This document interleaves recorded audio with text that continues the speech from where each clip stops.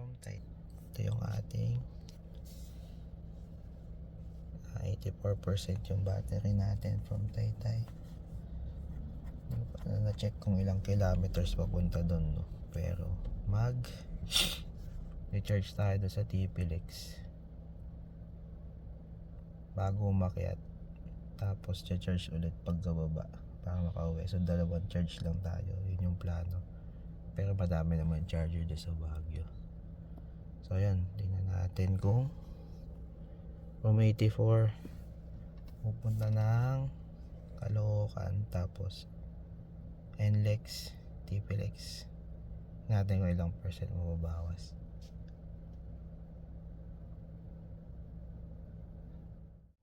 Yan, so yun, karating na kami ng Caloocan, sumundo ng bata.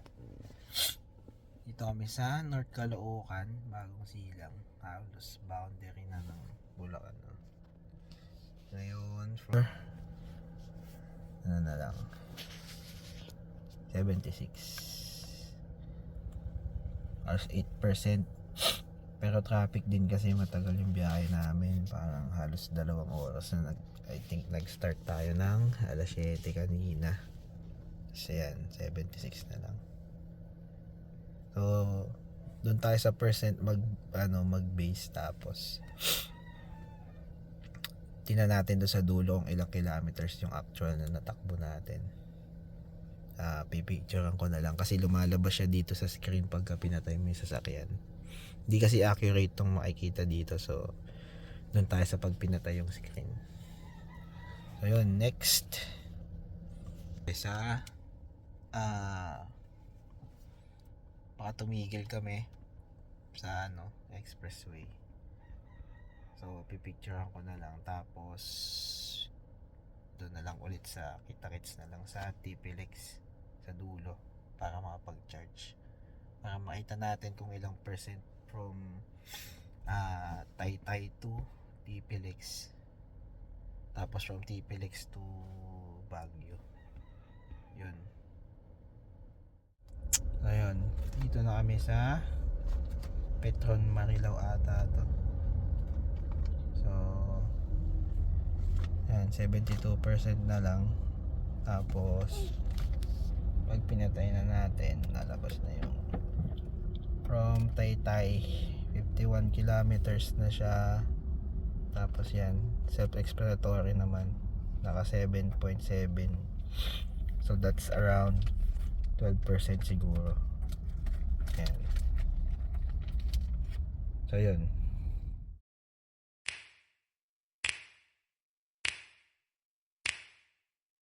You know just what you do to me. Play my emotions like a pair of puppet strings. Did it ever occur to you my heart's more than a toy? Please go easy on me, babe. Send message after message, forward my calls. Next day you hit me back like nothing. So dito na kami sa sa Petron, sa TP-Lex. Ano lang, CR break lang kami, no? Tapos alis na ulit kami ng TP-Lex ng 50%. Tapos yan, 49 na lang natitira. So 1 hour na biyahe to eh. So ilang ba tong TP-Lex? Kung 1 hour siguro, around 100 kilometers tong TP-Lex. So mga 15% pa siguro yung magbabawas dyan, pero madami pa. Tapos makapag-charge na tayo. Tapos yun, balik ako sa pagdating natin doon sa Rosario. Siyempre vloggers tayo eh. Ay, yun, from TP-Lex ito na yung natira na, dito na tayo. Ito na yun, hindi pala 15%. So bali pala yung kwenta ko. Dapat from entrance ng TP-Lex to dito sa Rosario, mga around 21% yung estimated ko, pero ang nabawas ay ano lang, 19 from 50, 31 to 19 lang. Kaya lang pagdating natin dito, problema, madami nagcha-charge. Puno yung charger natin.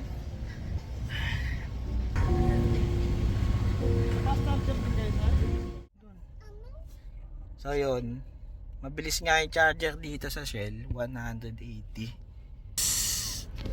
Hindi kita ba? Hindi kita, pero 180 yung ano, fast charger dito. Isa lang yung gumagana. 2 slot siya pero isa lang yung gumagana. So sayang yung 180 kung yung nagcha-charge ay hindi kaya tumanggap ng mataas na ano, na wattage. Tulad nitong Atto 3, I think 80 kilowatts lang ata yung pinakamabilis nito kasi 60 lang yung battery nito eh. So 80 yung charge niya sa fast charger. Eh problema, pangatlo pa tayo nakapila. Hintay pa siguro tayo mga 1 hour bago yung time natin. So meron dito yung fast charger na 180, dalawang slot, kaso sira yung isang ano. Tapos merong isang slow charger na hindi ko pala na check kung 7 o 22 yung slow charger niya. Kaya lang dapat ano yun eh, yung 3 phase na tinatawag para mag-charge ng 22. If not, hanggang 7 lang. Ayun. Pwede naman daw tumambay sa ano, sa loob. Di daw pala to type 2. To ay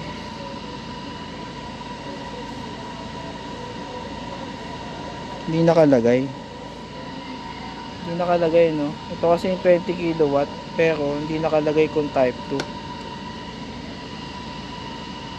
Sa tingin ko naman type 2. Pero di ko mabasa kung ano nakalagay. So hindi daw kasi nag-connect. Hindi kasi siya nag-connect sa ating ano. So sabi hindi daw siya compatible sa ano natin, unit natin. So hintay tayo doon sa fast charger sa ano, CCS2. Dami din palang naka-charge ngayon eh. Ang dami nag-aantay. Pangatlo ako. Pangatlo ako. Tapos meron pang dalawa na nag-aantay doon. Isang i9 tsaka isang pang Seagull. Sayang yung slot, no? Pero alam ko meron pang mga ibang charger dito pero 7 kilowatts na lang. So yun. Ilang minutes na ba tayo nag-aantay? 30 minutes na din siguro. Balikan ko kayo pag tayo na yung nag-charge.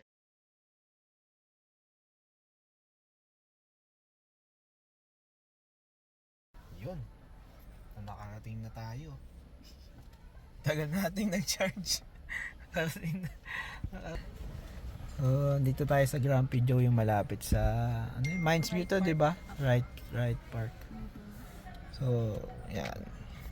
Mag 100 tayo dun sa ano.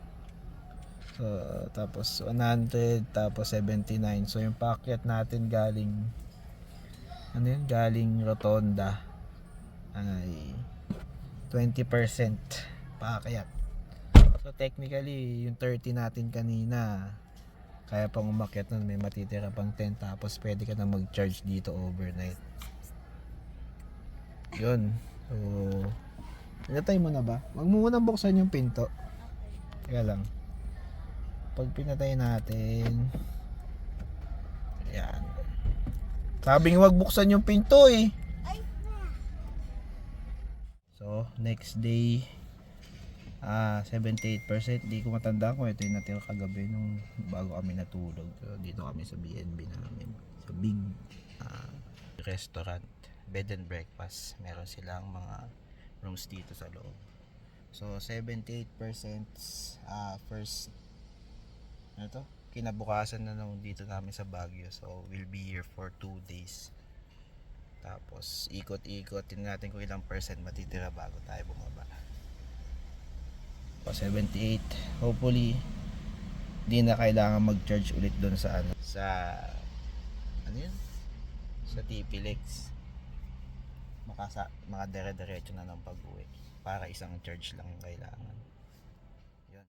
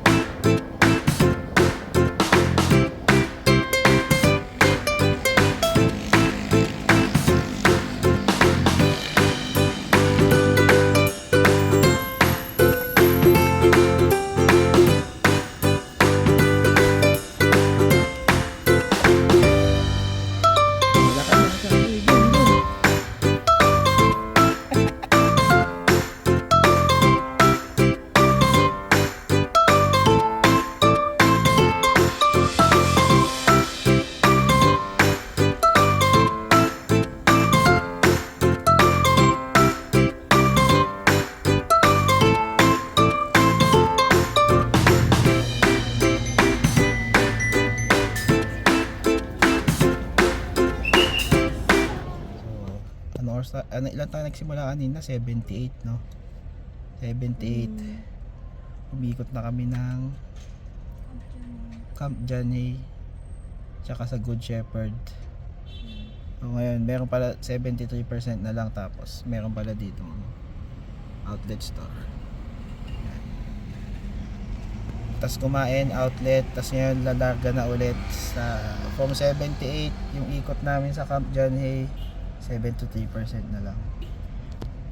Pero nandito meron charger, so may charger dito si EVR ko. Kaya lang isang slot lang na 7 kilowatts. Pero pwede mong gawin, pwede mong iwan doon. Tapos nandun may mga kainan. Pwede kang kumain muna habang nagcha-charge. Tapos meron din silang free shuttle dito. Dito sa outlet na to may stop yung free shuttle bus nila. So pwede mo din gawin yon, mag-charge ka, kumain, daan ka dito sa outlet dito. Tapos balik ka na lang, sakay ka ulit ng shuttle bus pabalik dun sa main gate. Yun, punta muna kami ng SM Baguio naman. Ito yung shuttle. Sakto dumaan. Natulog yung kasama namin bata, kaya charge muna. Balik kaming Camp Janay, nag-charge na lang kami. Habang natutulog yung bunso dito. Yan. Up to 22 pala dito. Tapos meron siyang type 2 at saka GBT. Yan, charging na kami ngayon. Charge na. Alis din kami. Di naman talaga actually kailangan mag-charge. Tulog yung bata, so pinatulog na lang muna namin. Pagising niya, alis na din kami. Sa charging naman, syempre usual din lang yung kaya tanggapin ni Atto 3. So ayan siya, 72%. So kukwentahin na lang natin mamaya pag-uwi. Ibabawas natin yung na-charge na, yung amount na na-charge natin dito, para makita natin kung kaya ba talagang tawag dito, kaya mag-Baguio ng isang charge lang dun sa sa TP-Lex.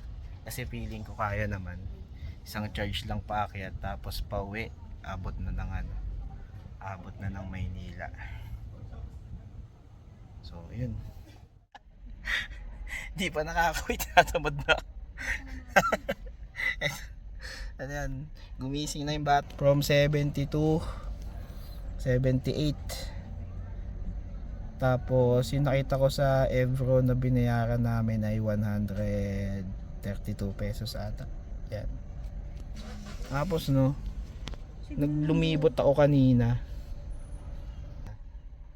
Nakita ko yung mga kainan dito. Yung iba 24 hours. So 24 hours siguro yung space dito. Wala ding bayad yung parking. Oh, tapos na. Boss, yung parking ba dito 24 hours? 24 hours yung charging. Pwedeng pumunta dito kahit na anong oras na. Sige. Yun, 24 hours nga daw, sabi ni Kuya. O, pwede kang pumunta. Okay, thank you.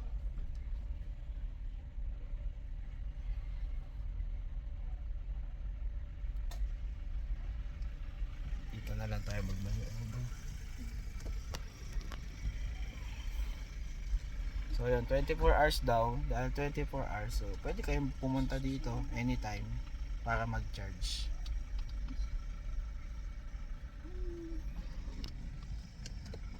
So yun lang. Kami lalarga na. Does orange juice come from? Well, it comes from oranges. And oranges grow. And in an orange tree. Bato, bakit? Yun, pauwi na. Pauwi na kami. Bababa na. Bibili na lang ng gulay. Start tayo ng Baguio ng 70%. Gumalagala pa kasi kagabi tsaka ngayong umaga. Tapos ito, uwi na talaga. Start tayo ng 70%. Tapos tingnan natin kung ilan yung ma-charge pagbaba. Tapos kung ulit mag-recharge dun sa Rosario. Tingin ko hindi na kasi mapaplasan pa to babae. Yun, touchdown. Touchdown na yun. Touchdown na tayo sa Shell Rosario. Kanina nung naghuling ko 70%.